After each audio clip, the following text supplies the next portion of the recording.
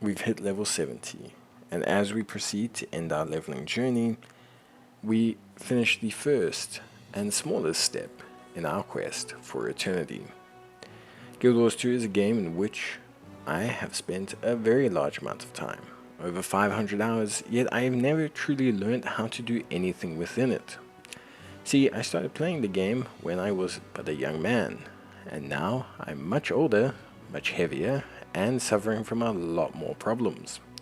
But I've decided to come back, play Guild Wars 2, and attempt to obtain the Legendary Weapon Eternity, which requires us not just to make one legendary weapon, but two, so we may combine them together to create the coolest greatsword in the history of MMOs.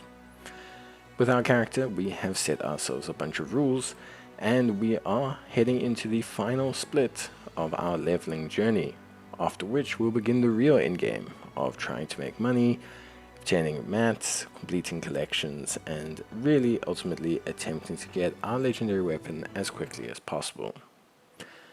So let's talk about the rules. So only gold on this character can be used. We can only use mats farmed on this character. We can use another crafter to finish things, but we must give them the gold and the mats. We have to complete an area before continuing onwards. We cannot beg for gold, and we are not allowed to buy any starter kits for legendaries from the Wizard's Vault, although we are more than welcome to spend our money on items for the Wizard's Vault. So yeah. Now, other than that, let's get into it. So this time round we entered into Mount Maelstrom. Mount Maelstrom is a bit of an awkward one, and I'll be honest, the level 70 to 80 aspect of Guild Wars is probably the weakest part of the game. See, at this point you've been spending a lot of time doing hearts, clearing tasks, and essentially doing the same content. And level 70 to 80 doesn't really change that up.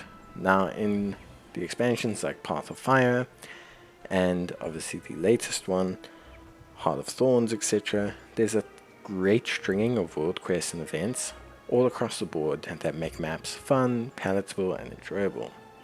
For the older areas, although they're obviously from a different time period, they haven't really touched them up or done anything there. So even though you do have things like mounts and that now, these areas don't have the biggest string of events, or their hard locations are either all together or widely dispersed. And so when trying to kind of 100% these areas, unless you've managed to install add-ons onto Guild Wars 2, you're always going to feel a little bit out, because ultimately at the end of the day you are kind of in between the two grinds right now. Remember, level 1 / all the way up to halfway is pretty interesting for a lot of players. You're exploring a new zone, it's leveling quite quickly, you have different players doing different tasks, and so you end up having a really good time. In Guild Wars 2, this gap, this level kind of 50 to 80, level 60 to 70 in this situation, gap of content just feels repetitive. You're doing similar things to what you did before, and because of that, it can become a bit tiresome. I will say, if you're one of those people and you're not into buying paint or trying to brighten up your atmosphere, then this grind can take you a little bit overwhelming. And I think a lot of players probably quit at this point, just through the sheer grind it takes to truly get in that final endgame section where you can really start to have fun once more. All in all, though, the Mount Maelstrom area is pretty good. I really did like the area. I think it was interesting. There's quite a few more risen, obviously, but we do see the Assyrians kind of make their presence known with all of their quests and things. And yeah, there's a little bit of everything there for people. But generally speaking, I would say, like, when focusing on the Mount Maelstrom or things like that, just try to get the hearts and everything out as quickly as possible. Farming mats and everything helped a little bit. We did end up making a little bit of gold, and a lot of that is due to the mats, but a lot of them were mats that we actually got given out of luck, or that we just kind of picked up along the way. I didn't go specifically to look for mats. Like I think when we're in Sparkfly Fen, for example, I was following maps because these zones were so big. I was following the maps to kind of figure out what to do. In Mount Maelstrom, because of the advent of flying and everything, it's just not the case. So the layout of Mount Maelstrom, the content, the events, everything like that just felt a little bit off to me. Could be obviously adjusting after finally having Dragonflight in some areas.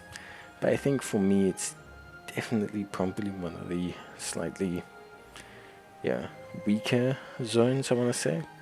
Of course I do it to myself, I could just exit and leave.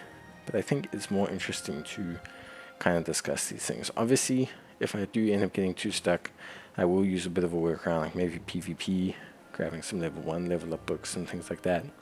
But yeah, mainly trying to avoid that style of situation. Now, of course, that's not everything, but I think if we can kind of avoid the monotony of these areas, I think it will do good. Mount Maelstrom comes at a time where you've been dealing with golems, goblins, sketch, all those characters, all those different races, very much all the time.